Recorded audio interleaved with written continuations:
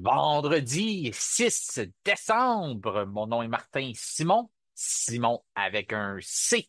Et il me fait plaisir de vous souhaiter la bienvenue à un autre épisode du F1 Podcast. Aujourd'hui, c'est votre guide pour Abu Dhabi 2024, c'est-à-dire qu'au cours des prochaines minutes, vous pourrez entendre le plus d'informations possible pour que vous puissiez être fin prêt et profiter pleinement de votre week-end de course et ce qui est aussi le dernier de la présente campagne. Et on débute maintenant avec l'actualité dans le monde de la Formule 1. Il est maintenant temps de rejoindre notre collaborateur du vendredi. Il est le champion de F2000. Il est le dernier pilote à avoir triomphé en Formule F1600 au circuit Gilles Villeneuve. Jean-Christophe Traher, comment ça va? Ça va super bien ce beau vendredi du dernier week-end de la saison. J'espère que ça va super pour toi, Marty.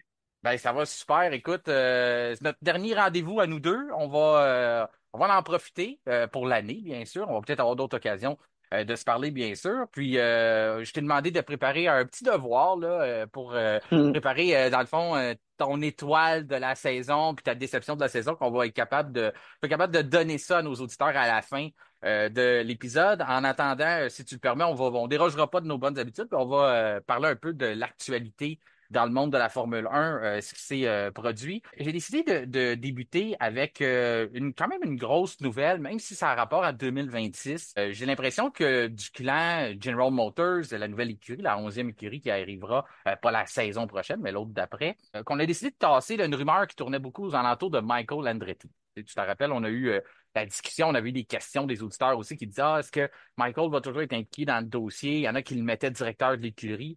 Ben, je m'attendais que ça prenne un peu plus de temps avant qu'on en nomme un, même si ça presse, il faut prendre des décisions importantes à venir, tout ça. Mais là, Dan Torres n'a pas niaisé avec ça. Il faut croire qu'il avait déjà quelqu'un dans sa mire et a décidé de faire une nomination et d'y aller avec un ancien, là, quelqu'un qui a déjà eu de l'expérience dans les paddocks, c'est-à-dire Graham Loudon. Graham Loudon, pour les gens qui ne le connaissent pas, mais c'est un gars qui a occupé un poste chez Virgin Marussia de 2010 à 2015.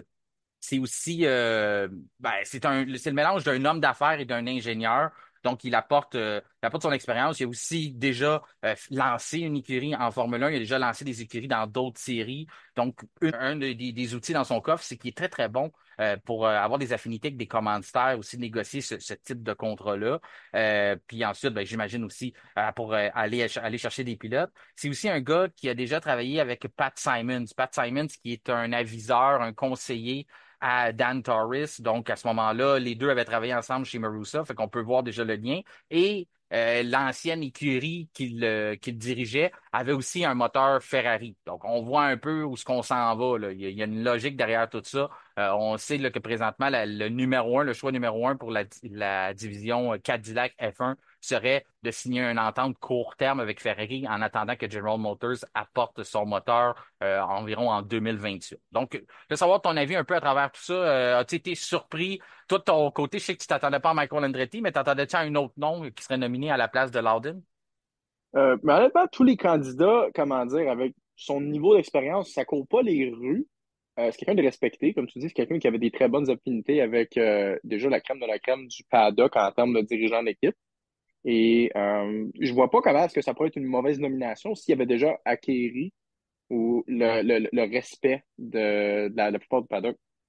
Tu sais, oui, c'était pas une équipe de meneurs de peloton.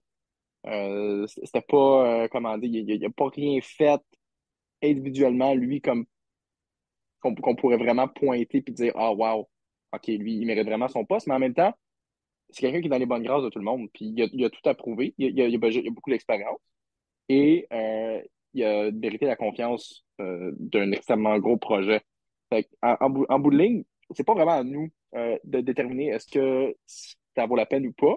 D'après moi, les décisions sont prises à un niveau qu'on ne pourra pas vraiment comprendre. Puis ce qu'on peut voir, en fait, on peut juste attendre. On va vraiment le voir en action et on va voir ce qu'il fait un bon travail rendu là. Il a tout à prouver et tout à perdre. C'est Fait que ça. moi, il y a de l'expérience déjà, puis c'est quelqu'un de très bien, de très respecté. Fait que, moi, je vois pas pourquoi ce serait un mauvais choix. Puis j'ai hâte de le voir, en fait. J'ai hâte de voir dans les entrevues, tout ça, quel genre de gars c'est. Parce qu'à l'époque, on avait beaucoup moins un emphase sur les dirigeants d'équipe et Ouais. on laissait beaucoup moins une vitrine à leur personnalité pour briller, en fait. Là, on a beaucoup plus, on les voit en entrevue, on les comprend mieux. Et ben, j'ai hâte de voir quel genre de gars c'est. Ça a l'air d'un gars, un bon homme d'affaires, un peu comme un Toto Wolff, un esprit d'affaires très affiné. Puis moi, j'ai hâte de voir qu'est-ce que ça a l'air vraiment à la tête d'un géant américain qui se lance en F1 comme General Motors. Ouais, ben, t'as un bon point en disant que c'est sûr que maintenant on les connaît beaucoup plus. Moi, le seul point d'interrogation, je peux pas m'aventurer, mais il y en a plusieurs, mais dans le sens que quand on regarde son CV, je le disais, c'est pas une superstar, mais c'est logique. On regarde là, ce que je viens de dresser. Il y a des, tu sais, si tu veux pas, c'est un boys club, là, le paddock, là. C'est la raison pourquoi que Michael Andretti, il rentrait pas là parce qu'il ne fit pas dans la gang. Puis, de l'autre côté, ben, lui, quand on regarde, ben, affinité avec Pat Simons, affinité avec Ferrari, Dan Torres, c'est pas un chaudron non plus. Il a réussi à faire débloquer un projet que Michael Andretti était dessus depuis 2021. Il a pris que quelques semaines pour mettre les signatures aux bonnes places, les bonnes poignées de main, puis que le projet avance. Et là, il décide de nommer le premier directeur de l'histoire de l'écurie, de tourner son dévolu vers lui. Donc, bon, je me dis, on va donner la chance au coureur. L'expression se porte bien. Après ça, on pourra l'évaluer comme on fait avec tous les autres directeurs, avec ce qu'il va être capable de réaliser. Est-ce que c'est nécessairement un titre de championnat des constructeurs dans le futur pour une écurie? Non, mais ça reste une nouvelle écurie, donc il n'y a personne qui rentre en Formule 1 à part dans le temps de Brown GP. Mais c'était Ross Brown, le directeur. C'était pas n'importe qui non plus, là. Fait qu'à ce moment-là, j'ai bien hâte de voir ce qu'il va être capable d'accomplir, c'est de voir le leadership aussi, ça, ce côté-là, on le connaît moins. Puis les gens aussi qui sont un peu vite à avancer, disent ouais, mais il était dans des écuries qui ont disparu. Ils sont rendus où, ces écuries? Faut se rappeler là, que autant que c'est pas si loin que ça, 2016, 2015, ces années-là, c'est une autre époque. Hein. C'est une époque où Ah il ouais. n'y avait pas de plafond budgétaire. Puis Marussia était arrivé en Formule 1 en se faisant miroiter qu'il y en aurait un plafond budgétaire. Finalement, ça a pris plus de 11 ans avant qu'il y en ait un. Ils n'ont pas eu le temps de survivre à ça. Donc, c'était une autre époque. Là. C'est pas parce que il a échoué dans ce temps-là que il était nécessairement pas bon. Il y avait aussi une grosse emprise de Virgin avec ça.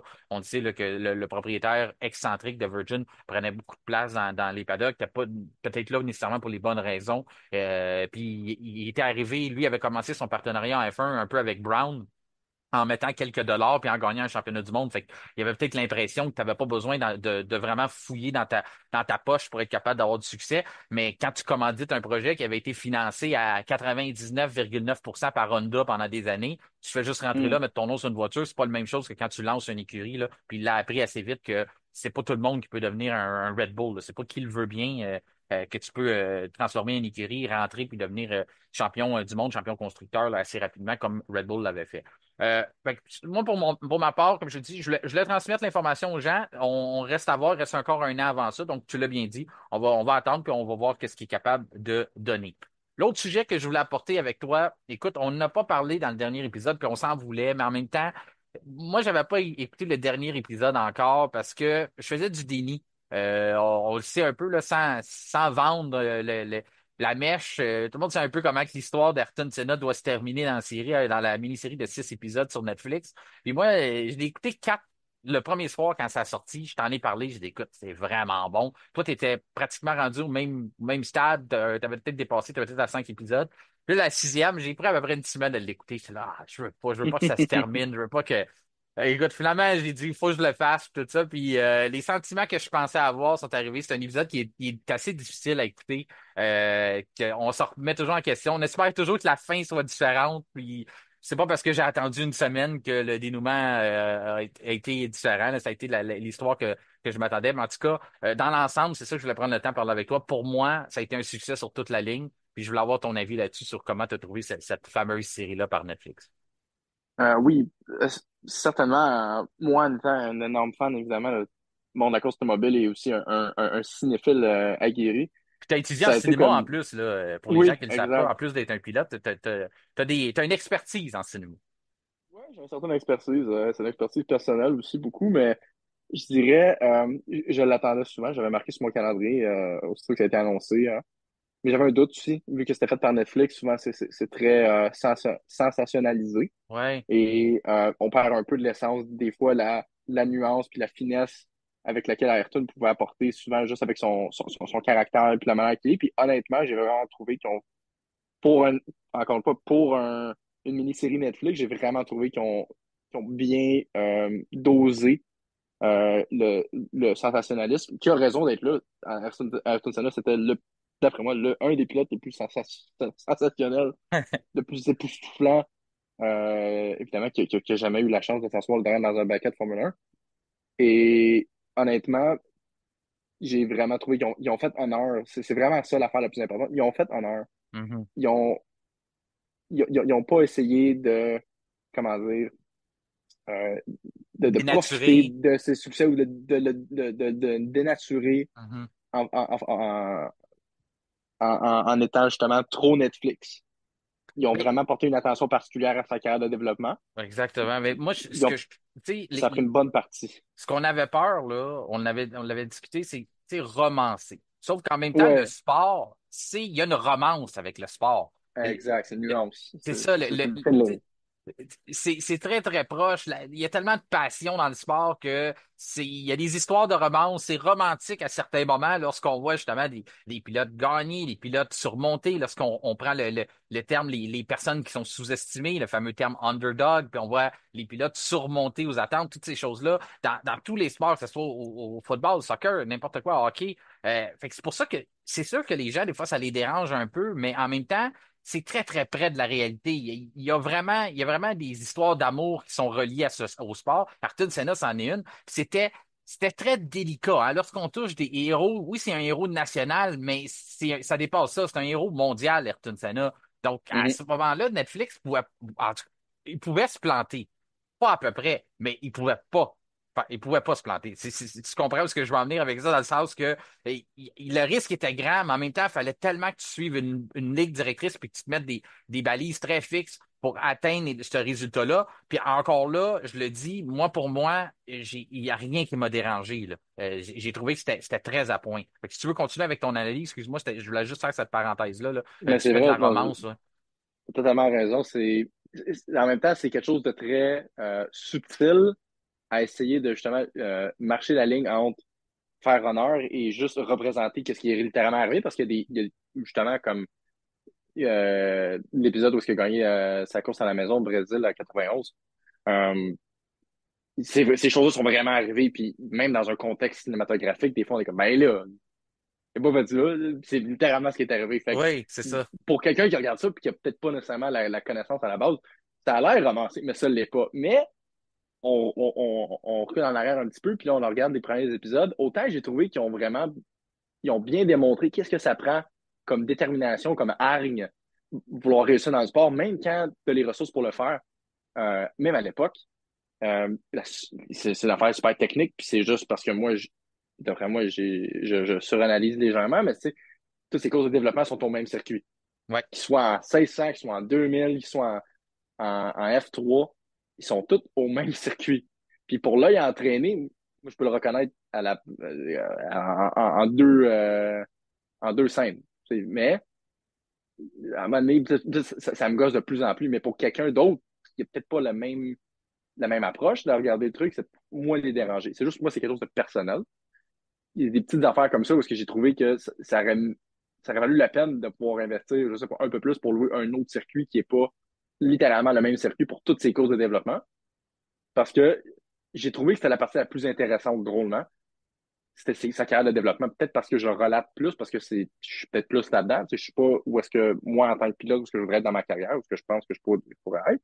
Puis je regarde sa carrière de développement, puis j'ai trouvé vraiment ils ont bien démontré les difficultés puis comment dire, les facteurs contraignants qui sont toujours en mise dans Mhm. une situation où est-ce que tu veux réussir dans un sport puis que tu as toutes les personnes autour de toi qui te disent euh, c'est pas faisable, t'es fou, tu rêves, puis reviens à la réalité un petit peu, viens travailler à la compagnie familiale.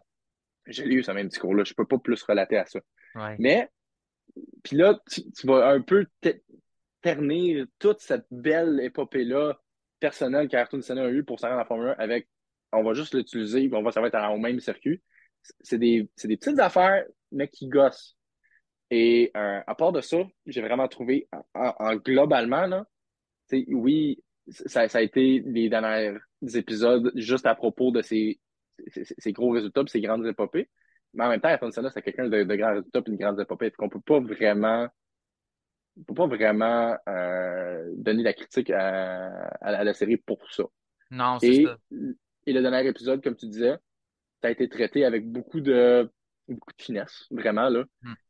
Ça a pas été, ça a pas essayé d'être plus sensationnaliste que ça pour faire comme, oh, la Formule 1, c'est dangereux, puis dans le temps, c'est vraiment dangereux. Même si ça Non. l'était.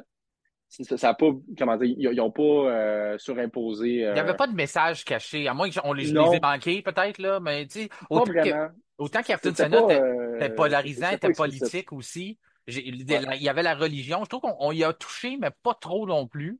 Juste Tu sais, un peu pour me faire comprendre, puis faire un rappel pour ceux qui le savaient déjà, sans gosser exactement. C'est l'un ou ça. l'autre. C'était bien dosé, honnêtement, là. C'est Ouais. pas facile à faire. Je trouve qu'on s'est pas ingéré dans le dossier. Le fait, tu sais, j'ai vu des reproches des gens dire, oh, on a fait paraître un peu Alain Prost pour le méchant, mais en même temps, moi, ça m'a pas dérangé dans le fait que la série s'appelle Senna. On regarde l'action Ben un oui. peu du côté d'Ayrton Senna. Donc, c'est toujours pareil. On dit, moi, j'ai quelqu'un qui m'a déjà mentionné il y a de ça plusieurs années qui m'a dit, Martin, tout le monde pense qu'il y a deux côtés à une médaille, mais il y en a trois. Il y a Ben un oui. côté d'une personne, le côté de l'autre, puis il y a la vérité dans le milieu. Puis c'est un peu ça. C'est si tu regardes du côté de Senna, ben c'est sûr que dans le clan d'Ayrton, le méchant c'était Prost. Puis dans le clan de Prost, ben le méchant c'était Ayrton Senna. Fait que c'est sûr Mhm. que ce côté-là, je peux pas le reprocher. Le bout que moi pour moi c'est félicitations à Netflix. On a adapté les images très, très près de la réalité. Lorsqu'on fait appel à Ouais. une vieille, tu sais, comme le Grand Prix du Canada, on n'était pas capable de se procurer des images. Le circuit a changé, tout ça. On a décidé, on n'est pas venu tourner ici, bien entendu, bien évidemment. Fait que ce qu'on a fait, c'est que lorsqu'on allait dans la réalité, ben, on montrait des images de cadran, de vitesse, de bras de vitesse, de casque. On voyait pas vraiment le paysage. Puis lorsqu'on voulait nous faire à croire qu'on était au Canada, mais en ce moment-là, on nous montrait l'image à travers des téléviseurs, ce qu'on a fait à plusieurs reprises. Puis ça, j'ai trouvé ça bien pour le noir et blanc, certaines images de montrer à travers quelqu'un qui l'écoute à la télé. Ça venait aussi, ben, pour ma part, là, moi, j'ai trouvé que ça venait nous chercher aussi parce que c'est ce qu'on fait, nous. On l'écoute à la télévision, donc ça venait Ben oui. et réveiller la fibre partisan. En tout cas, tout ça, j'ai trouvé ça super. Puis le fait qu'on a pris une petite touche pour les gens qui connaissent pas la Formule 1, j'en doute, il y a des gens qui nous écoutent, mais normalement, vous aimez quand même la F1, mais il y en a qui sont quand même assez, ils débutent, là. Puis on l'a toujours dit, F1 podcast, c'est pour tout le monde, là. Que vous avez écouté trois courses dans votre vie ou zéro. Mais moi, j'ai trouvé que Netflix a pensé à ça aussi en marquant le nom de chaque personnage à toutes les fois qu'il apparaissait dans l'écran. Tu sais, aussitôt que ça soit le médecin en charge de la F1 à l'époque, son nom apparaissait, que ça soit un gars comme Ron Dennis, qui est assez connu, un gars comme Niki Lauda, c'était marqué. Puis bravo à Netflix d'avoir choisi des acteurs qui ressemblaient. Moi, pour moi, Alain Prost, là, ça, c'était réussi pas à peu près. Même chose Ouais. pour Ron Dennis, là. C'était un Français, c'était pas un Anglais ou Ouais. un Américain on voyait à travers le thème de voix que c'était un Français. Puis quand Mais si ça n'était pas eux, il était bon en maudit, il là. disait des, ah non, Ouais. ben non, oui, c'est ça, exact. En tout cas, moi, ça m'a complètement passé par-dessus la tête. Si c'était pas un vrai francophone ou un Français, ça paraissait dans son thème de voix quand il parlait en français, il disait des petites lignes à gauche, à droite. C'est comme, OK, ben oui. Puis, honnêtement, oui, on peut revenir sur le point que, c'est sûr, évidemment, il est antagonisé un petit peu Alain Prost. Ça fait du sens. Comme tu dis, je suis totalement d'accord avec toi. Mais j'ai pas trouvé qu'il était trop antagonisé ou Non. sur-antagonisé au point où est-ce que, on veut vraiment que vous pensez que c'est un méchant. C'est objectivement un méchant, peu importe si vous êtes un fan de Senna ou pas. J'ai vraiment trouvé qu'en fait, même dans les moments difficiles, les gros moments de discorde dans leur carrière, là, quand ils étaient les deux chez McLaren, puis après ça, ils ont juste assez été un peu du côté où est-ce que, tu sais, on comprend que ils ont fait les deux des choses qu'ils regrettent, puis autant qu'ils ont bien résolu dans le dernier épisode. Ça a Ouais. été comme, peu importe l'animosité que tu sentais sur Alain Prost, là, on l'humanise puis on le comprend. On peut au moins, on peut au moins le comprendre. Autant qu'on Écoute, pourrait comprendre Senna si on était un fan de Prost. c'est Fait ça. que moi, j'ai trouvé que c'était bien fait. Écoute, Jean-Christophe, tu sais, en résumé, on l'a mis la série, on a tout ça. Puis, si tu me permets, on va laisser ce sujet-là. Je sais qu'on pourrait en parler pendant des heures parce que, écoute, la Ouais, passion est là. Je exact. pense qu'on va avoir peut-être la chance des fois de rejaser de ça. Mais si tu permets, là, tu as touché quelque chose, puis je veux l'apporter dans le lien d'aujourd'hui. Si on se place là, parce qu'on a une situation présentement dans les paddocks entre Max Verstappen et George Russell. OK? Il n'y Ben a oui. pas de compétition pour un championnat du monde présentement, mais moi, j'ai pas été capable d'écouter la série sans constamment faire des liens avec la F1 d'aujourd'hui. On a déjà parlé dans des podcasts ultérieurs où on disait les gens ont la mémoire courte, on se rappelle pas comment c'était. On a fait référence à l'époque de Senna. Il y a de ça peut-être il y a même pas quelques semaines dans des conversations qu'on a eues, comme quoi que Ayrton Senna, c'était pas un gars qui allait concéder rien en piste. Alain Prost non plus. Tu sais, le fameux départ où ce que les Alain deux plus.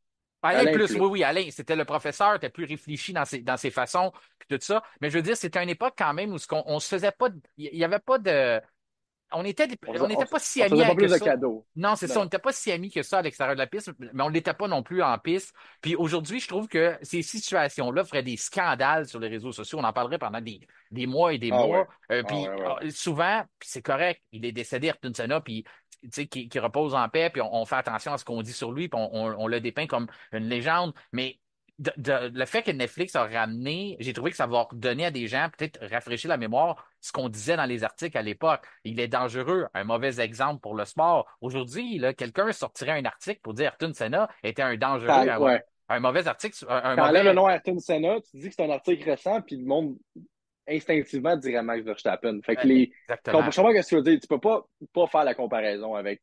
Parce que ben, on peut au moins dire qu'ils sont au même niveau. Au moins dire que Ayrton Senna et Max Verstappen sont sur le même niveau. Si pas que maintenant, techniquement, Max, parce que il est plus jeune puis il a plus de championnats à la même âge. Là, les comparaisons sont. On peut pas les faire. Et là, Mhm. on met ça avec.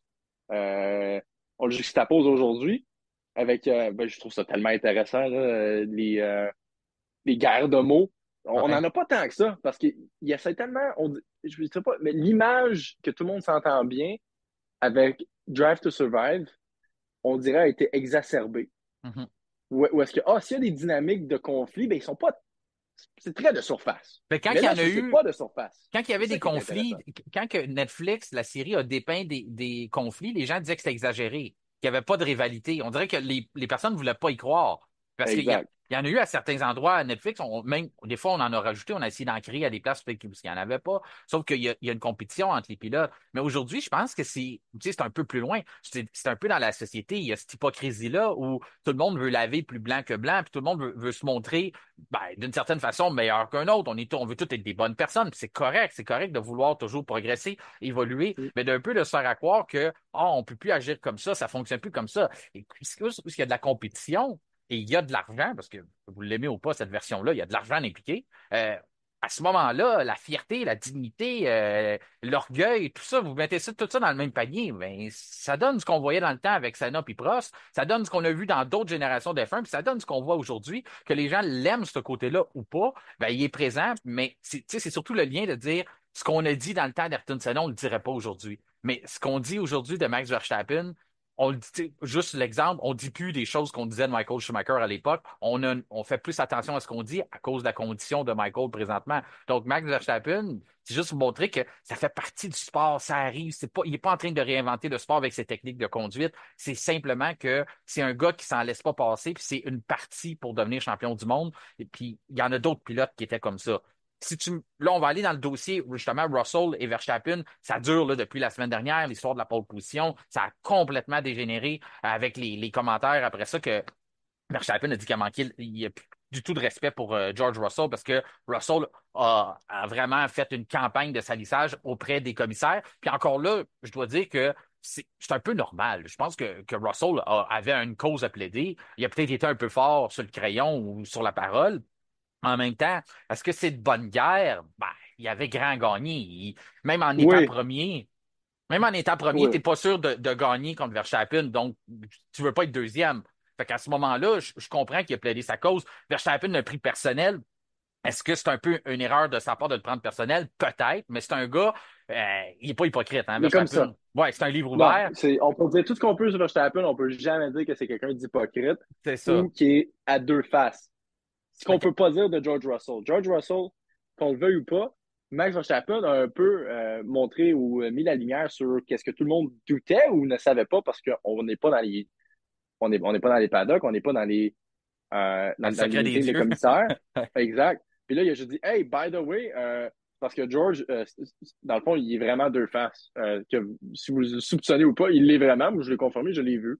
Puis que vous vouliez ou pas, c'est que c'est comme ça. Il a beau être fin, puis pas vouloir de mal pour ses adversaires devant les caméras, puis avoir l'air du Golden Boy de Mercedes et celui qui va mener le chemin pour les années à venir. Puis il veut pas avoir une il veut absolument pas tourner sa réputation par ses propres paroles.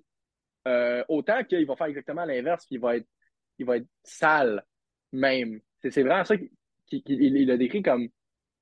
C'était vraiment comme une campagne de salissage sur Max Mhm. devant les commissaires avec lui, qui a vraiment pas apprécié. Puis je le comprends, Max. C'est comme ça j'aurais pas pu agir différemment. Ben lui, ce qu'il Puis a. ben, c'est comme, comment dire, c'est une force Ouais. inarrêtable contre un objet immovible qu'on rencontre. Ça allait Mhm. arriver à un moment donné. Là, les deux sont au niveau où ils ont des voitures, ben, pour ce Grand Prix-là, plutôt compétitives au même niveau. Où est-ce que là, on peut vraiment les comparer à valeurs égales. Puis Max a reprouvé encore une fois que c'était the class of the field, comme on dit en anglais. Puis que ben ils peuvent faire qu'est-ce qu'ils veulent à moi. Moi, je vais trouver une manière, puis je vais prouver que je suis meilleur. Ben, moi, ce que Puis j'ai trouvé. c'est vraiment ça qui était intéressant. Là. C'est tellement cool à voir. Là. Ce que j'ai trouvé, c'est un jeu dangereux que Russell a voulu continuer sur la même ligne parce que si je comprends que Verstappen, d'une certaine façon, on le dit, c'est un gars émotif, c'est un gars transparent, puis de voir quelqu'un agir de façon hypocrite quand que lui est tellement livre ouvert qu'on dirait que c'est ça qui est venu le chercher, de dire, je peux pas croire que on est quasiment allé voir les commissaires, peut-être avec en jasant correct, comme si on était des amis, puis après ça, tu arrives là-bas, puis je vois une autre personnalité complète, puis tu commences à régler des vieux dossiers. Donc, on n'était pas là, comme tu le dis, mais c'est probablement ça qui est venu chercher. L'autre affaire aussi, le jeu dangereux, c'est que George Russell continue cette semaine. Il dit moi, je vais mener la guerre à un bully.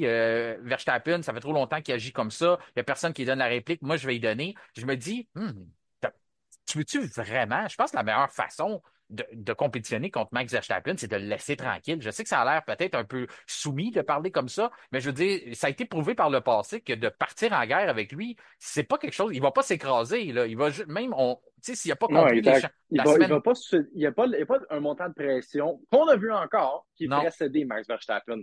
c'est C'est pas ça. George Russell, là, Mr. Pretty Boy, là, qui, avec Il va le casser, là. ces belles petites phrases bien construites, là, avec le média, là, ah oui, Mr. Bully, puis ok, ouais, mais tu te ressors bien, nouveau, tu rebrasses les mêmes vieilles affaires qui Ouais. l'ont pas affecté dans le passé. Penses-tu vraiment que ça va changer parce que c'est toi qui le dis? Puis surtout que Moi, je la fin de pense pas. semaine dernière, tu as essayé de le déstabiliser, puis il t'a passé, ça a duré 300 mètres dans la course.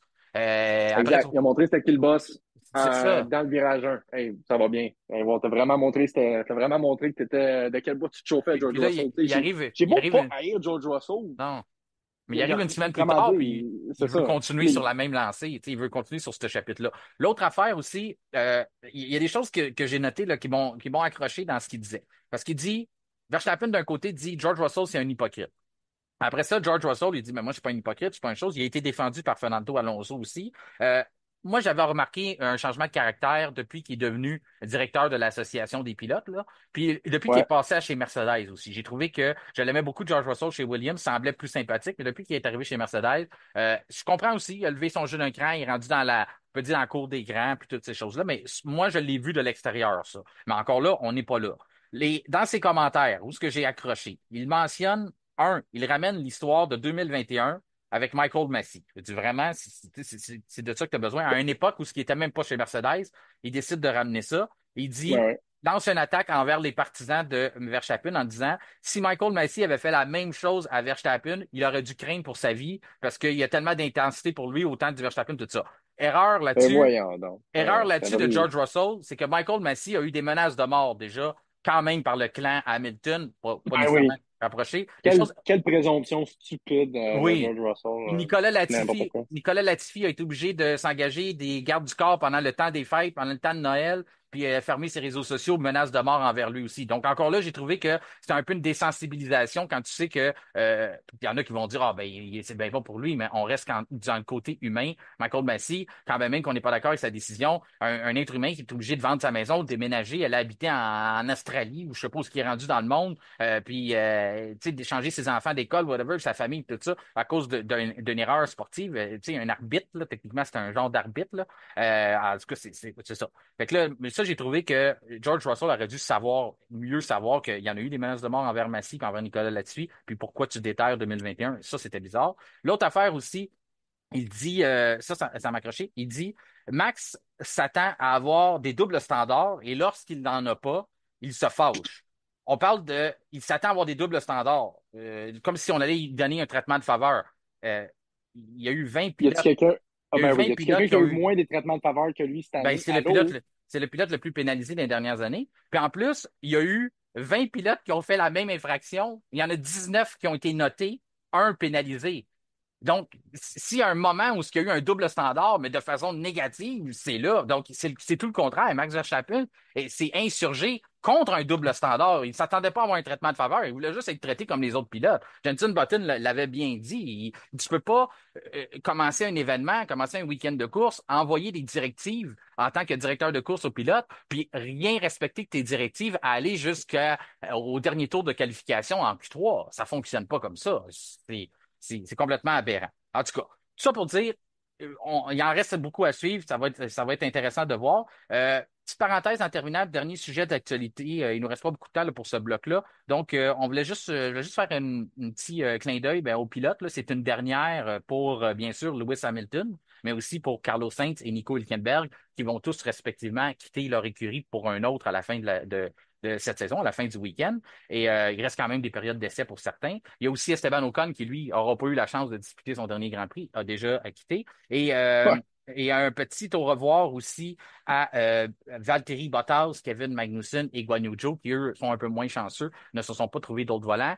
Pour les gens qui veulent en savoir un petit peu plus sur tout ce sujet-là, Kevin Fontaine, qui a une très belle plume, a préparé un article, une chronique demain au sujet de tous ces départs-là, là, où ce qu'on les pilotes qui tirent leur révérence ou ceux qui vont changer d'écurie. Donc, manquez pas ça, ça va être disponible demain sur notre page Facebook. Si vous n'êtes pas déjà abonné, ben, je vous invite à le faire. Ça sera aussi disponible sur Instagram. Et sur Twitter, c'est un peu plus compliqué les textes, mais à ce moment-là, sur Instagram puis Facebook, vous pouvez vous abonner. C'est certain que ça va être là.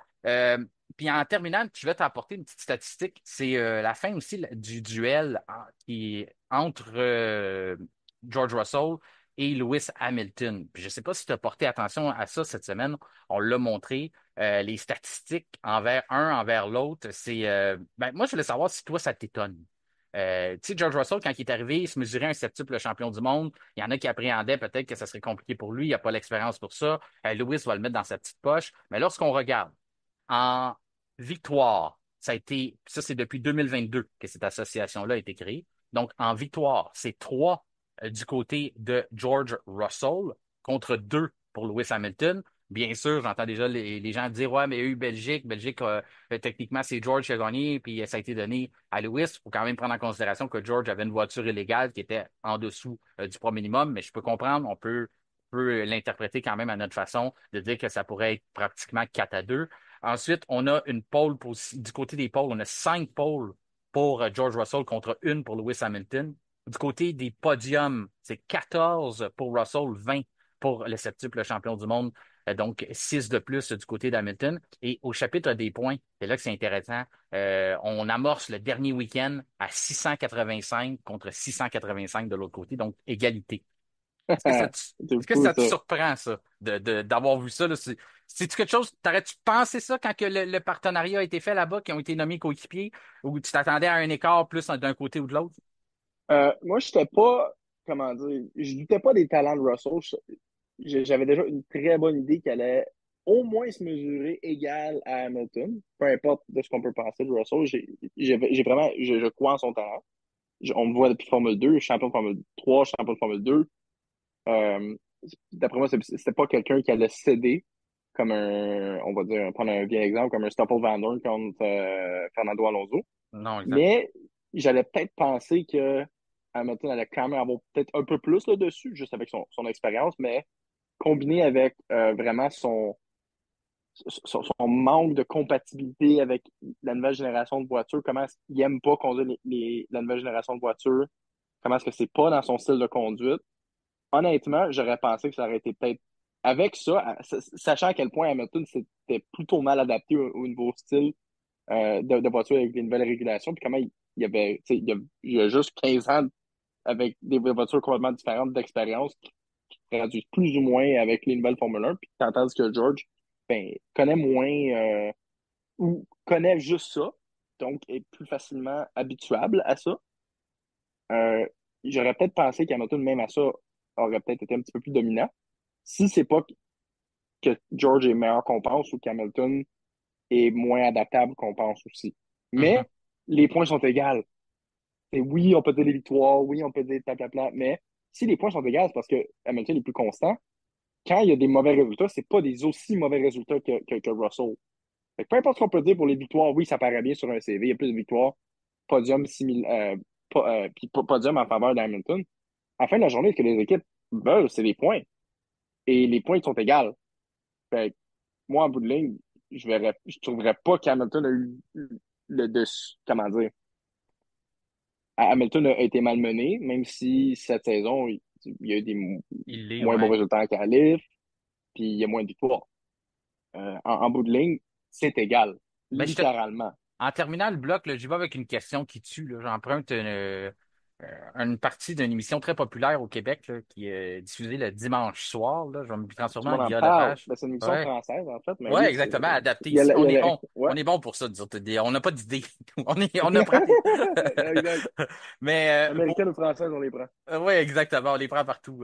Mais est-ce que ces statistiques-là sont des statistiques de GOAT, de meilleur de tous les temps? Est-ce qu'un GOAT a des statistiques aussi près de ça d'un coéquipier? C'est dur à dire. D'après moi, c'est juste à l'avantage de Russell pour montrer à quel point c'est un bon pilote pour le Mhm. vrai, plutôt que pour dire qu'Hamilton est moins bon qu'il l'était. Autant qu'Hamilton peut être dur sur lui-même, puis je le comprends. Dans sa position, moi aussi, je voudrais être meilleur techniquement que mon coéquipier, puis je le suis pas. Puis j'ai de la misère à m'adapter à l'auto. C'est sûr que je vais dire que je suis pas vite comme j'étais, j'ai de la misère, c'est de la merde. Ouais. Hamilton est vraiment dans ce discours-là en ce moment, mais même s'il dit ça, il est égal en points à George Russell. Ouais. C'est ça qui est, d'après moi, ça prouve que que Ben, c'est c'est ça un qui GOAT. compte. C'est ça qui compte, dans le fond. Malgré qu'il y a de la Ouais. misère, qu'il n'aime pas la voiture depuis 2 ans, oui, des fois, elle a des éclats de génie, là, la voiture, tout d'un coup, un week-end, OK, là, ben là, Mercedes sont vite ce week-end-là. Là. Mhm. Même si ça, Hamilton, la grande majorité du temps, se plaint du comportement de la voiture, se plaint de comment est-ce qu'ils sont pas capables de trouver les réglages qui font que la voiture marche. Ouais. Même à ça, il est quand même égal en points. Ben, moi, D'après moi, une ça, chose ça, que ça j'ai décrit que si toujours, Lewis Hamilton, c'est un talent extraordinaire, plutôt que, ah, il aurait dû le battre. Comment? ben, moi, une chose que j'ai toujours donnée du côté de George Russell, que malheureusement Lewis Hamilton n'aura pas vraiment eu dans sa carrière, c'est que George a commencé avec une voiture imprévisible chez Williams. Hmm, Ça, je pense que ça compte dans une carrière de dire. c'est vrai. Ça veut pas dire que Lewis a toujours eu des voitures sensationnelles. C'est pas ça que je dis. C'est juste que les Williams que George a piloté, quand tu te forges ton expérience en F1 avec une voiture imprévisible, on le sait, là, la Williams, elle était.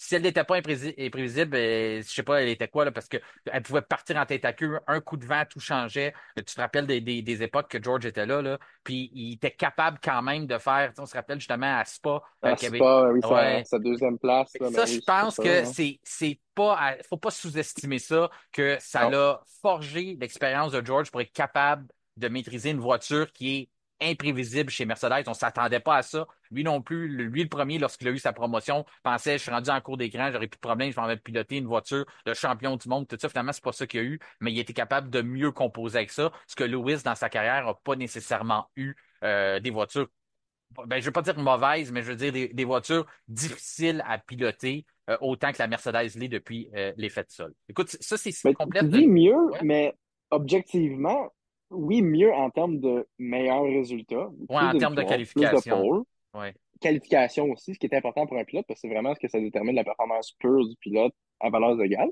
Ouais. Mais la statistique de points est littéralement égale. Je veux dire, Exactement. Puis c'est elle qui peut pas compte le inventer plus. ça. C'est C'est elle qui compte exact. le plus. En bout de Écoute, ligne, Jean-Christophe, podium ou pas, ouais. c'est ça. Ouais. Écoute, c'est tout le temps que j'avais pour l'actualité. Je vais être capable de parler de la journée de vendredi, mais c'est ça, je comprends ce qu'on en vient avec ça, c'est que ce qui compte le plus, c'est les points. Puis ça, ils sont sur un seuil d'égalité, mais ça va être brisé, cette égalité-là. Et puis c'est ce qui va rendre le Grand Prix de dimanche quand même intéressant parce que on Ben va avoir il y oui, a un ben oui. pilote qui va On être n'aura pas le capable choix. de se démarquer par rapport à un autre. Maintenant, on peut passer à la journée de vendredi et au dernier Grand Prix de la saison qui débutait aujourd'hui.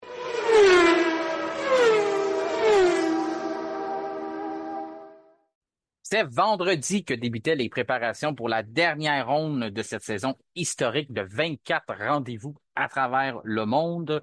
Pour une 16e fois, les F1 se présentaient sur le circuit de Yas Marina à Abu Dhabi, un circuit qui a été inauguré en 2009. J'ai été surpris déjà de voir que ça faisait déjà 16 fois qu'on avait eu des Grands Prix là-bas. Il me semble que c'était seulement hier où on avait décidé d'apporter la finale du Grand Cirque à tous les années. Là, il y a eu quelques exceptions au cours des saisons, mais là, c'est vraiment sa nouvelle niche là, à tous les fois. Les F1 ont leur donné rendez-vous là-bas.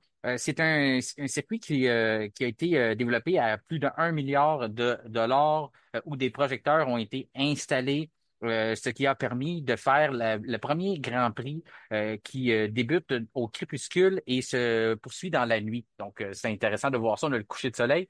C'est intéressant peut-être pour les gens à la maison, mais pas nécessairement pour les pilotes, parce qu'à certains moments, ça peut être aveuglant. Il y a aussi le choix de visière qui devient important, puisque on doit prendre une visière, oui, teintée pour le coucher de soleil, mais aussi assez claire pour après ça, pour être capable d'avoir assez de luminosité dans notre casque pour voir, bien voir lors du Grand Prix.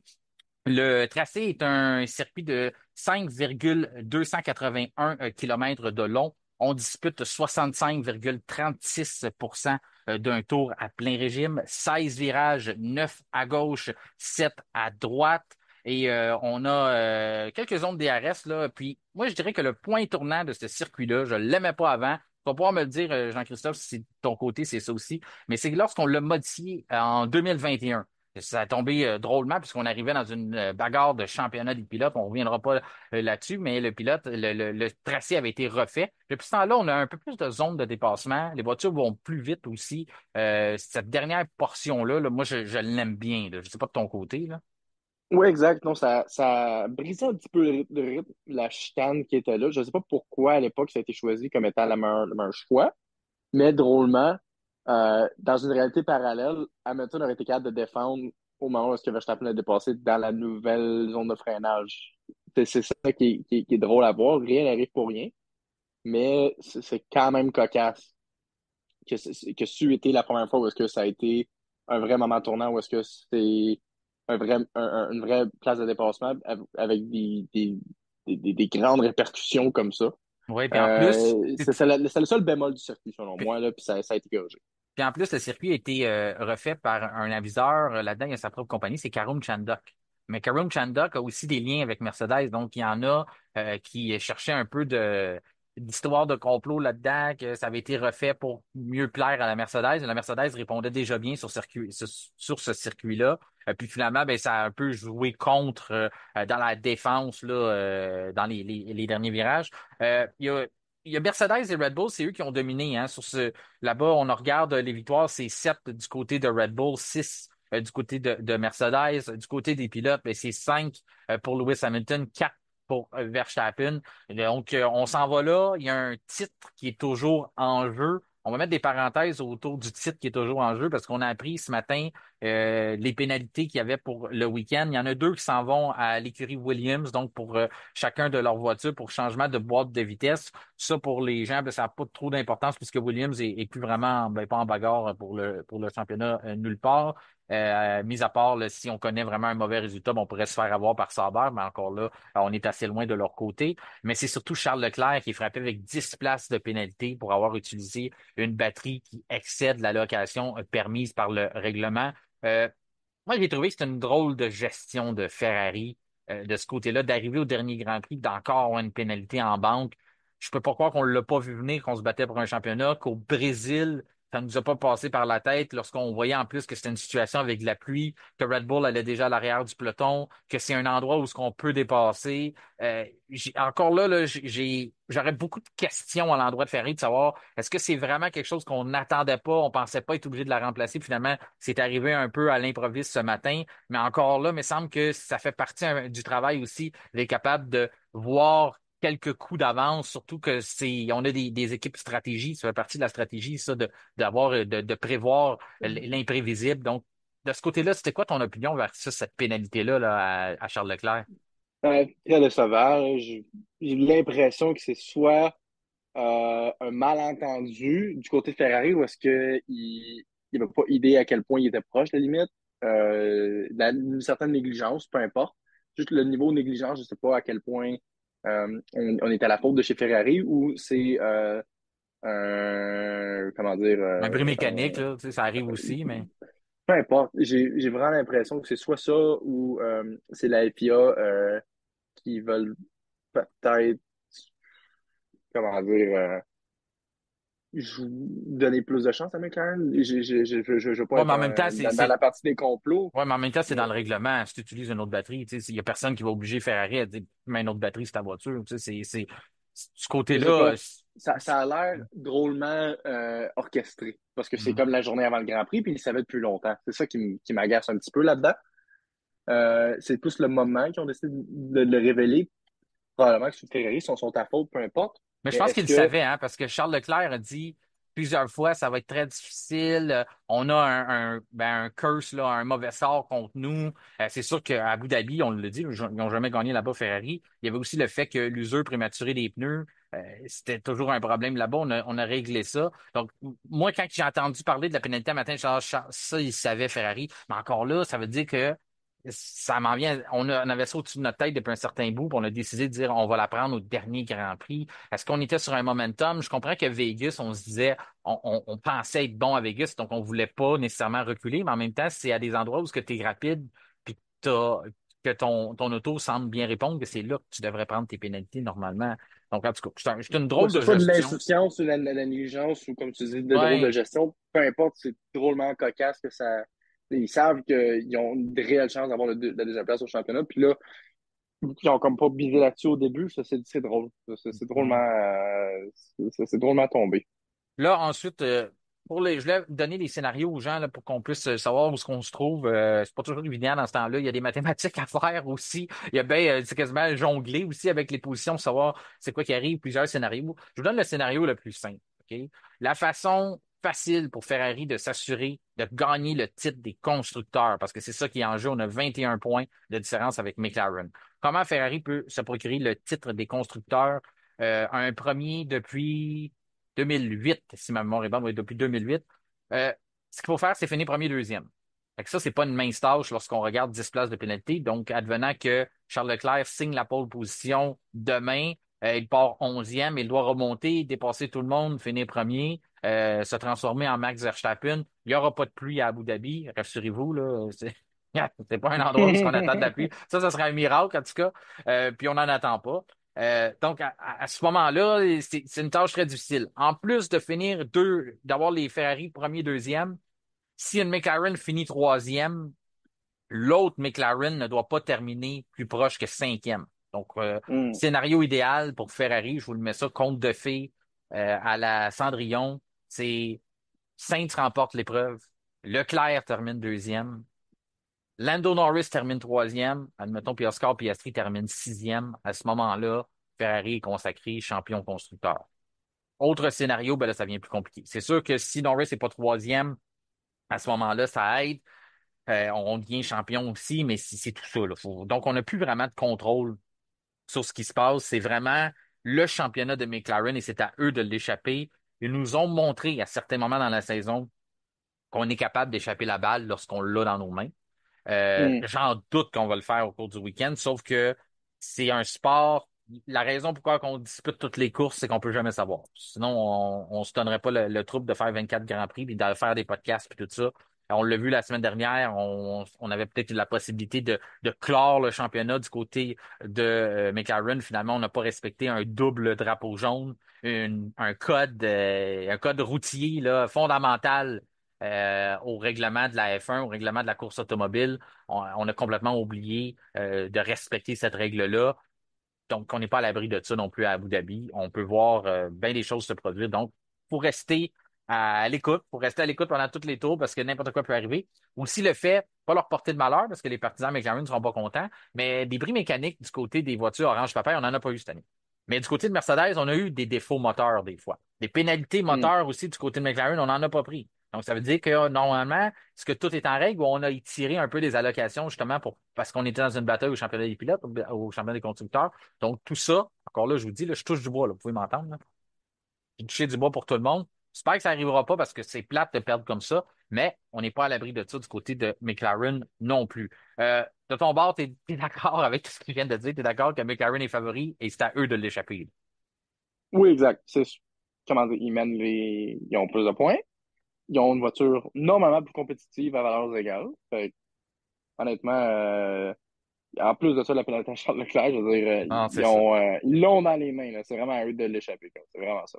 La bonne nouvelle du côté de McLaren, la voiture semblait très stable ce matin dans les deux séances. C'est Leclerc qui avait été le plus vite dans la première séance, mais c'est pas très représentatif. On le sait pourquoi. Le soleil est toujours là.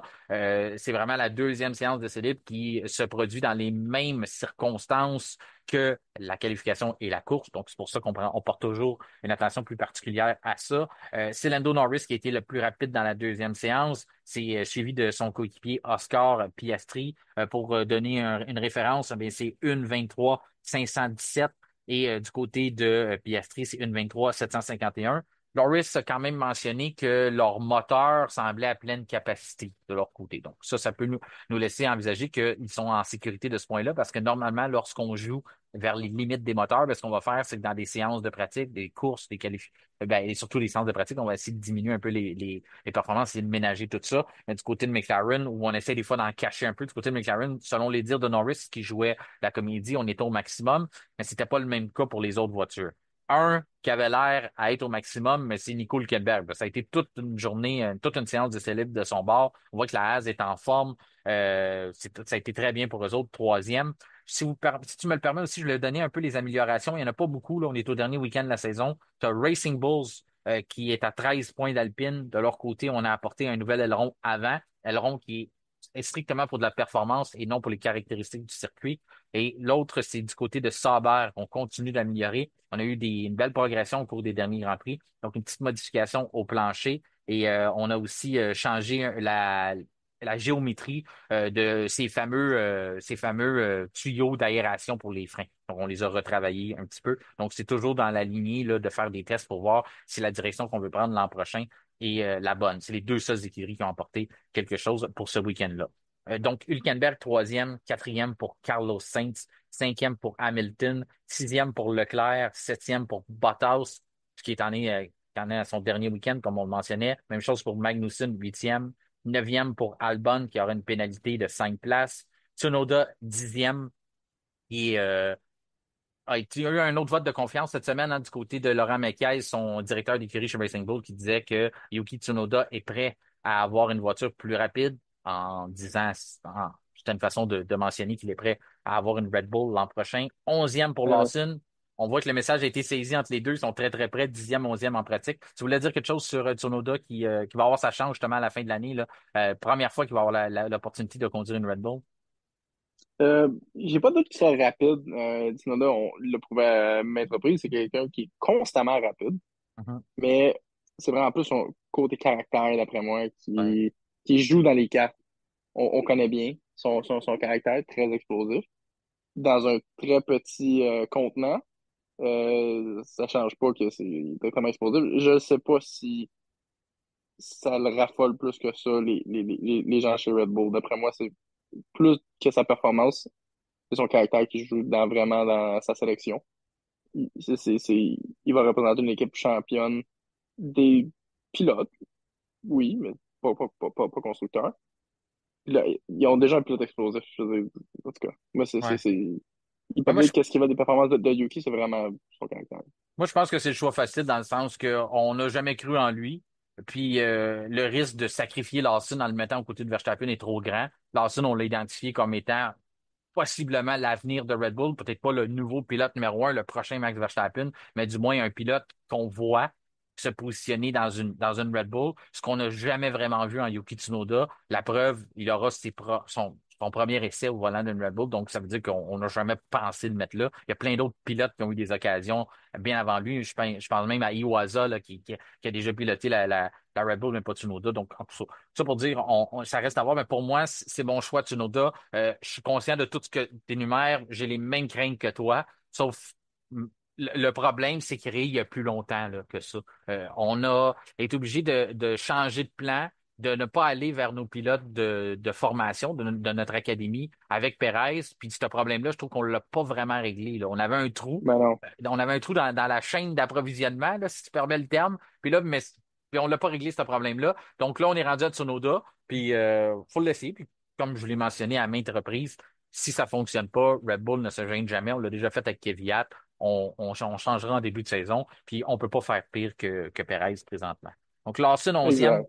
12e Gasly, 13e Russell, 14, Russell qui a été plus actif dans les médias et dans la salle des commissaires que sur la piste présentement, mais ça ne veut pas dire qu'il ne va pas revenir au cours du week-end, là. Il y en a gros là, sur le cœur et dans la tête aussi. 14e pour Perez, lui, parlant de gros sur la tête et sur le cœur, Perez qui mentionne toujours qu'il va être là l'an prochain. Mais il n'a pas été d'une grosse prédiction comme il avait dit à Vegas où ce qu'il pensait vraiment qu'il pouvait remporter l'épreuve. Puis je pense qu'il avait dit la même chose aussi au Brésil. Là, il s'est gardé une petite gêne. Joe, 15e, t'en es à son dernier Grand Prix en F1 pour l'instant. On ne sait pas, il est encore jeune, il peut toujours revenir, on le sait. 16e pour Alonso, il a dit que c'était la pire voiture qu'il avait jamais conduit. Donc, il est temps que ça finisse, hein, pour les pilotes plus âgés, là, les vétérans du circuit, là, quand on regarde Ah ouais. ce que Hamilton a dit la semaine dernière, Alonso, cette semaine, on voit que 24 courses, ils l'ont pas juste dans le corps, ils l'ont dans la tête aussi. 17e pour Max Verstappen. Verstappen qui avait peut-être la tête ailleurs aussi, une grosse nouvelle, qui lui et sa copine, qui est la fille de Nelson Piquet, Kelly Piquet, qui attendent leur premier enfant. Elle en a déjà un d'un engagement plus tôt dans sa vie, là. Il y a déjà la Ouais. jeune fille qui... Kvyat, ouais. Ouais, on vient de parler de Daniel Kvyat, justement. Mais c'est ça, fait que Pénélope qui va avoir peut-être un petit frère, une petite sœur, cette fois-ci Max Verstappen qui a annoncé ça. Donc, bonne nouvelle à eux. Statistique qui est intéressante ou peut-être pas, mais que ça me tentait quand même de souligner. Verstappen sera seulement le troisième paire sur la grille l'an prochain. Puisque Ah oui, c'est vrai, on a quoi? On a Magnussen. Magnussen s'en va, donc Verstappen va remplacer. On va garder Ah seulement ouais, c'est vrai. trois paires de famille. Donc, lui, Hülkenberg et Perez. Si Perez est toujours là, encore là, on va mettre des parenthèses.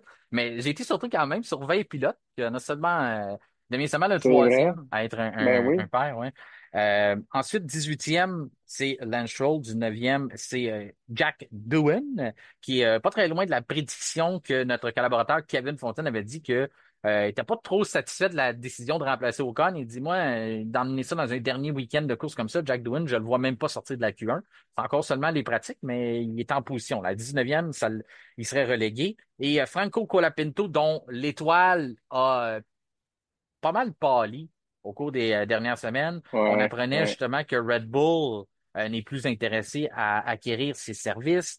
Verstappen, justement, on en parlait, il a seulement fait une séance aujourd'hui, donc c'est pour ça que les temps sont un peu pas très représentatifs. Il n'aimait pas aussi la voiture, il trouvait que la voiture était trop capricieuse du devant. On sait que Verstappen aime ça, un devant très stable, mais un derrière qu'il peut contrôler à l'entrée de virage et tout ça. Donc, il l'a pas vraiment aimé comment sa voiture était gérée, mais c'est que le matin, il avait passé à le nouveau nom qui est sur toutes les lèvres, possiblement le prochain pilote à rejoindre la famille Red Bull, et c'est le français Isaac Hadjar, qui a, quand je dis sur toutes les lèvres, c'est pas mal sur ses lèvres à lui. Est-ce que tu vas expliquer un peu ce qui s'est produit cette semaine? Ah oui, ben Monsieur Isaac a infirmé, confirmé en entrevue avec à ses côtés Monsieur Bortoleto. Euh, il n'a pas confirmé qu'il ne conduisait pas, mais il n'a pas non plus confirmé qu'il ne conduirait pour Racing Bulls. Fait que là, Bortoleto surtout il dit, OK, mais t'as pas confirmé que tu conduisais pas, fait que tu vas conduire, right? Il a fait comme, ben là, j'aime pas ça, ces questions-là. Ouais, je suis pas prêt pour ça, moi. Fait que dans le fond, ça veut dire qu'il y a eu probablement une offre déjà et il l'a déjà signé. Mais jusqu'à temps qu'ils ont réglé le cas Perez, il peut pas en parler. Fait que Non.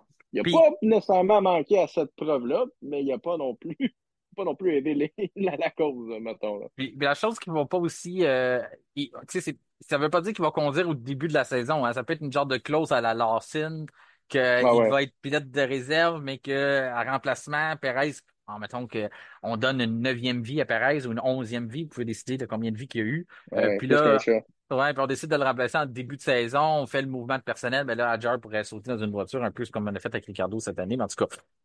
Du moins, c'est pas volé. En début de saison, si tu m'avais dit qu'Adjar c'était dans une Racing Bulls l'an prochain, j'aurais dit, bah, il en reste encore à faire. Mais là, il était à 0,5 points, donc un demi-point d'être champion de F2, Ouais, ouais, parce que ouais. c'est la seule séparation qu'il y a entre lui et Gabriel Bortoleto. Gabriel Bortoleto qui va rejoindre la F1 l'an prochain dans une voiture stack dans le projet Audi en devenir en 2026. Ça, c'est intéressant pour les gens qui ont accès à ça ou si vous ne l'avez pas, vous pouvez l'avoir par F1 TV ou suivre les résultats au cours du week-end.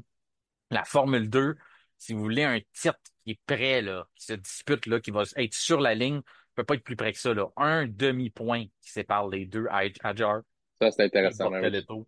Ça, c'est quelque chose à surveiller, surtout que les deux ont la possibilité d'être en F1 l'an prochain. Donc, il y en a un qui va avoir, excusez-moi l'anglicisme, mais le bragging right, là, d'être capable de se vanter d'être champion à Le l'autre. droit de vantardise, ça sonne Ouais, moins bien. ah, c'est beau. Que c'est beau. C'est ça, le droit de vantardise, ben, c'est ça qui est à l'honneur, là, de savoir qui va être capable de toujours remémorer à l'autre que c'est moi qui ai été champion de Formule 2 lorsqu'on s'est affronté. C'est ça, à George chez Racing Bulls l'an prochain, je pense que c'est le fun de voir qu'on va piger à l'interne, même si on n'est pas convaincu du côté de Red Bull qui est de calibre d'être champion du monde un jour, on est pas mal convaincu qu'il pourrait bien faire, mais au moins nous permettre de mieux l'analyser dans une Racing Bulls l'an prochain. Est-ce qu'il sera aux côtés de Liam Lawson, aux côtés de Tsunoda? Je continue, comme je le dis, je pense qu'il va être aux côtés de Lawson et que ça va être une belle bagarre à suivre. Et on va pouvoir retourner à l'ADN même de l'écurie, comme Dr. Helmut Marko le mentionne souvent, comme Laurent Mekies, directeur de l'écurie, l'a réaffirmé cette semaine. L'ADN, c'est le développement chez Racing Bulls. On veut développer des pilotes, donc fini les histoires de la possibilité de redescendre Perez là. Je pense pas que ça fit dans ce qu'on veut faire. Ça fitait pas non plus dans ce qu'on voulait faire avec Daniel Ricciardo. C'est pour ça qu'on a décidé de faire le ménage en cours de saison. Donc, ça va être quelque chose qui va être intéressant à voir là, au cours des prochaines semaines. Mais pour l'instant, ce qu'on surveille ce week-end, c'est cette compétition-là en Formule 2 entre ces deux pilotes-là. Euh, Ça, c'est ce qui dresse le portrait de ce qui s'est passé aujourd'hui.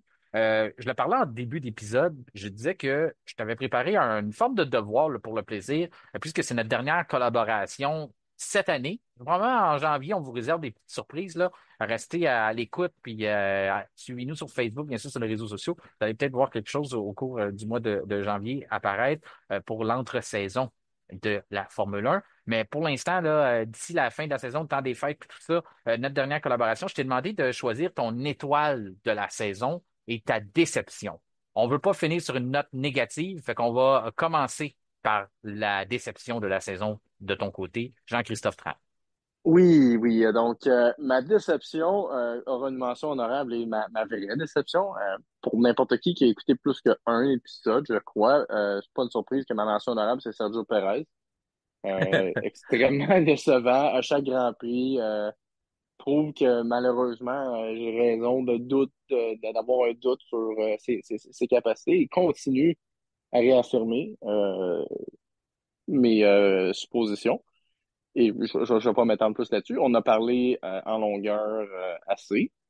Mais ma vraie déception vient de notre cours arrière, notre représentant national, M. Lance Stroll, qui a confirmé ce que malheureusement tout ce que ces Dénigreur. critiques dénigreurs auraient pu dire au cours de la saison, que c'est quelqu'un qui ne mérite pas cette opportunité-là, qui ne profite pas de cette opportunité-là et qui continue à être sans effort, être complètement léthargique, que ce soit sur la piste ou en entrevue. Malheureusement, continue à confirmer qu'il n'y a pas vraiment le goût d'être là, puis qu'il fait juste il est juste là par circonstance. La cerise sur le Sunday venant au Grand Prix de Brésil, avec probablement l'essai à plutôt la manière de tenter de se sabotager la moins subtile que j'ai jamais vue de ma vie, en passant à travers un bac à gravier évidemment profond. Ils sont tous plutôt profonds, les bacs à gravier. Il y a beaucoup de gravier dedans. À 0,1 km/h et étant surpris qu'il va rester pris là. Puis là, il est comme son excuse de pas faire la course.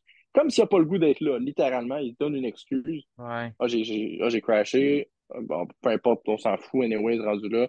Ah, ben, je vais faire une affaire de nono, puis Il a oublié que les je bacs vais à me mettre dedans. gravier, c'était fait pour ralentir et non pour te relancer.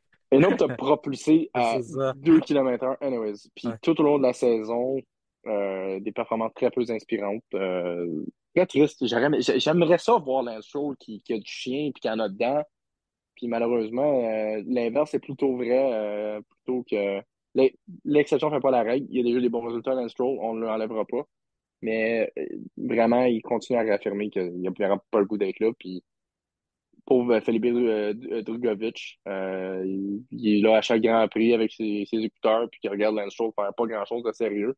Qui dit, ah, moi, si j'étais dans cette voiture-là, je serais capable de faire de quoi qu'il y a de l'allure, puis je serais plus proche de Fernando. Puis je le croirais. Ouais, c'est assez Euh, frustrant. Ça doit être assez frustrant pour lui. Écoute, la preuve pour dire aux gens, mettant en perspective, le fait que c'est ta déception, Lance Stroll, c'est que tu croyais en lui d'une certaine façon. Tu je peux gardais pas, ma lueur d'espoir. c'est C'est ça ça. l'affaire. Tu C'est peux que je pas avoir gardais une ma lueur déception si d'espoir, tu puis n'avais pas d'attente. malheureusement, Ouais. exact, ça c'est ça. Sinon, ça serait juste la continuation de pas Ouais. grand-chose. Mais c'est vraiment ça qui est plate. Je continue d'avoir l'air nono à faire comme ah, peu importe ce que tout le monde dit, peut-être qu'il va sortir un lapin de son chapeau, plusieurs résultats en ligne, c'est qu'il va faire de quoi qu'il a de l'allure, mais non, il continue à être décevant et très peu d'énergie dans ce qu'il fait. Il a vraiment l'air d'une marionnette, là. C'est triste à voir. Et bon, donc ça, c'est ça. J'ai pas besoin de m'étendre plus Puis l'étoile sur maintenant. notre land show. Mon étoile. Qui a brillé le plus selon toi en 2024? Je je vais y aller avec une surprise peut-être. Outre ma mention honorable qui va aller à Charles Leclerc. Charles Leclerc a, selon moi, une très belle saison. Gagné le Grand Prix de Monaco, gagné Monza. Des deux courses les plus importantes, il les a gagnées.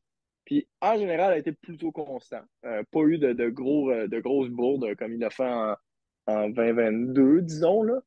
Il a quand même été assez constant, puis toujours là à gagner des points dans son équipe pour qu'il soit encore là dans la course de l'année, dans la course pour le championnat. Mais ma vraie étoile va aller à M. Pierre Gasly. Ah. Vraiment, c'est celui qui m'a le plus surpris pour plusieurs raisons. Euh, Malgré une voiture extrêmement difficile au début de l'année, toujours gardé la tête baissée, puis a été capable de ramener des résultats assez impressionnants. Mhm. Capable de surqualifier plusieurs fois au camp. On sait qu'il est rapide dans le qualif pour aller en Q3 quand la voiture était plus compétitive. A ramené des points importants à l'équipe, a ramené un podium au Brésil et en faisant tout ça, aucun dommage sur la voiture pendant toute l'année. Ça, c'est impressionnant pour moi. C'est vraiment la valeur d'un pilote qui mérite d'être gardé par une équipe. Puis c'est pour ça qu'il garde son baquet chez Alpine. Oui, il y a d'autres pilotes que je trouve impressionnants, mais vraiment la statistique, et c'est jamais arrivé dans l'histoire, un pilote qui n'a jamais eu pas un dollar d'incident, pas en pratique, pas en qualif, pas en course, durant toute l'année, en plus de ramener des points avec une équipe déficiente et un podium, alors que c'est pas attendu. Moi, Pierre Gasly, autant que je pense pas que c'est quelqu'un du calibre de Max Verstappen ou Alonso ou Hamilton. Euh, il vaut vraiment son pesant d'or chez Alpine, puis il l'a prouvé cette année, avec une équipe qui euh, n'a pas des budgets absolument fous pour les lancer dans dans les bacs à gravier et à perdre des résultats. Il a trouvé le moyen de tirer son épingle du jeu et d'être constant toute l'année, malgré une année extrêmement difficile au début. Puis ouais, je lève mon chapeau. Vraiment, ça a été celui le plus surprenant selon moi.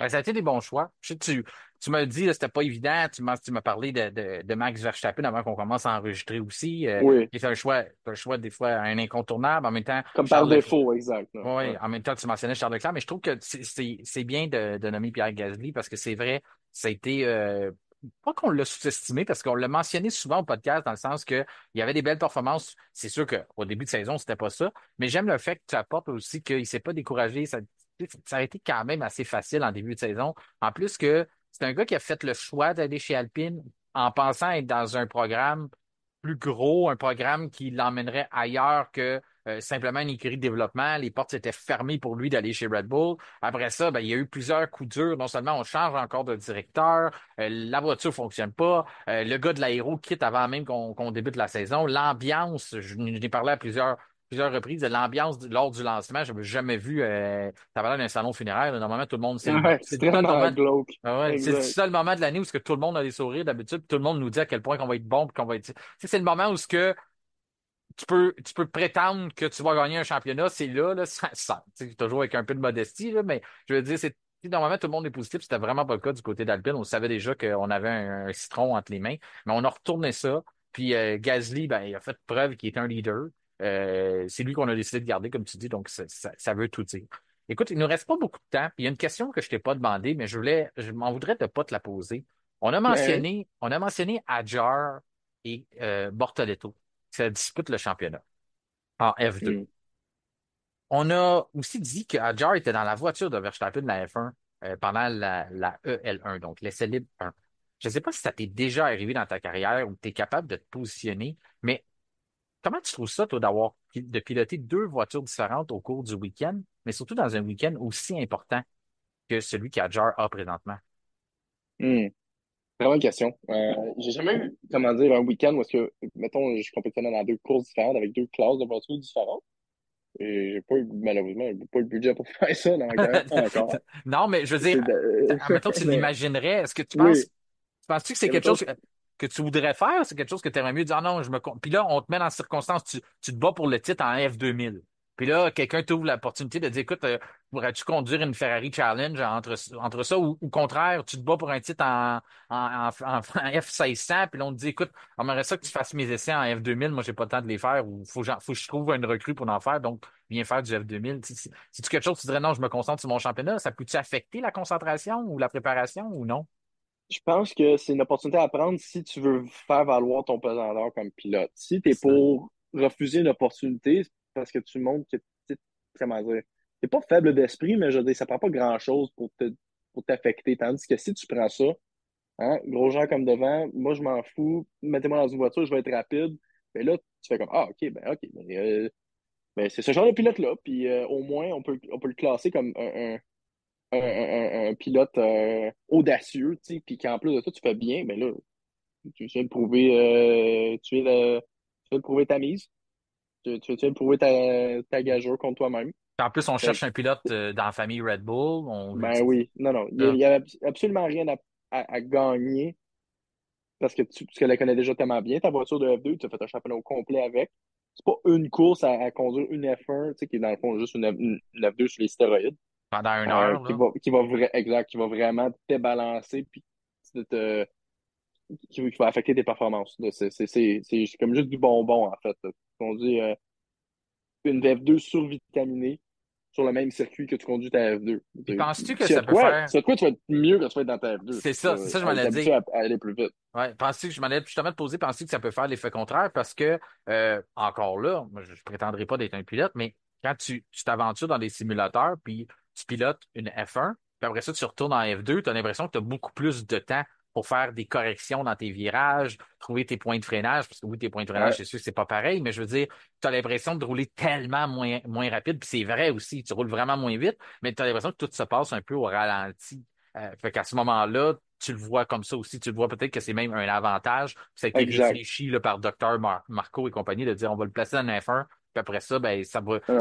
Ce que Bortoleto, je pense pas que Bortoleto a eu l'occasion de conduire, par exemple, en fin de semaine. Donc, c'est peut-être un avantage justement sur la compétition. Ben, écoute, Ouais, Jean-Christophe, 100%. ouais. En fait, quand j'ai rembarqué dans une 500 après avoir fait mon championnat de Formule 2000, j'ai vraiment eu comme la réalisation comme, wow, hey, ça va pas vite.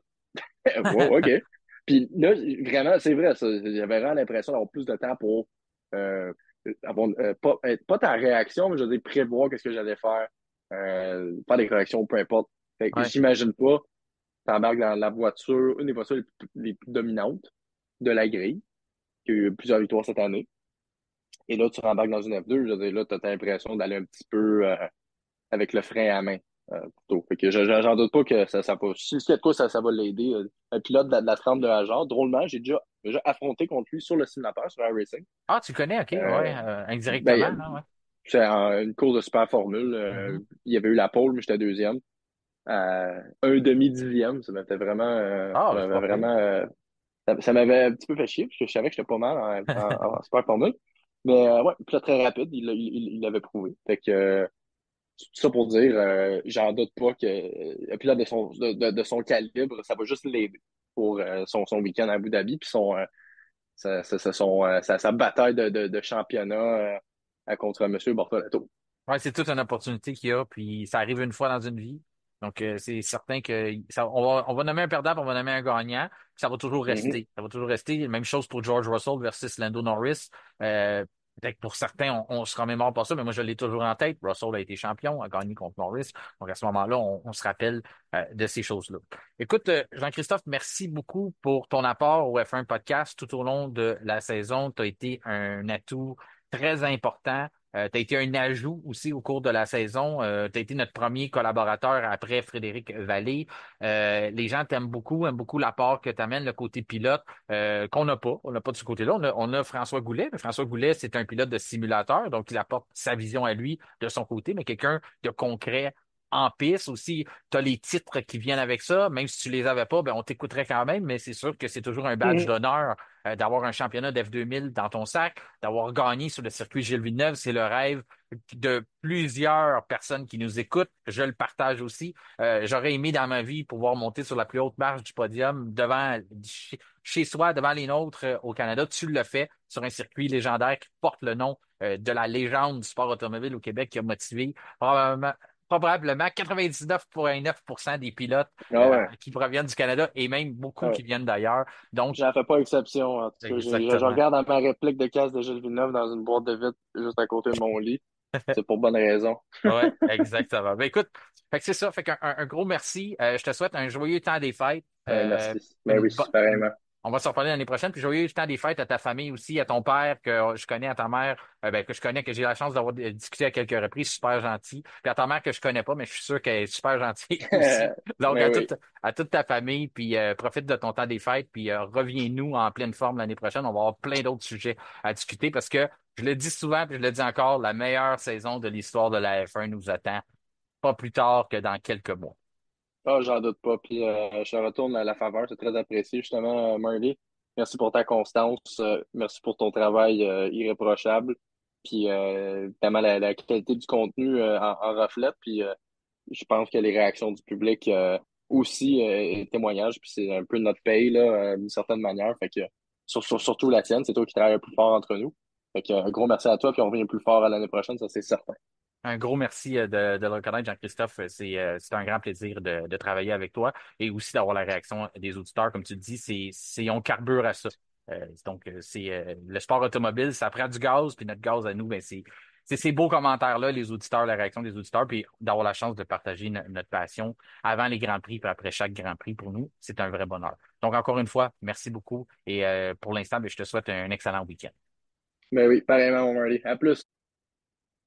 C'est ce qui conclut notre épisode du vendredi 6 décembre. Notre prochain rendez-vous sera lundi avec notre retour sur le week-end de course. D'ici là, je vous invite à nous rejoindre sur les différents réseaux sociaux et à vous abonner à nos pages, notamment sur Facebook, X Twitter ainsi que Instagram, à nous suivre aussi sur Spotify et activer la petite cloche, question de recevoir une notification lors de la publication des nouveaux épisodes. Mon nom est Martin Simon, Simon avec un C. Je vous remercie de faire confiance au F1 Podcast et je vous souhaite un excellent week-end de course.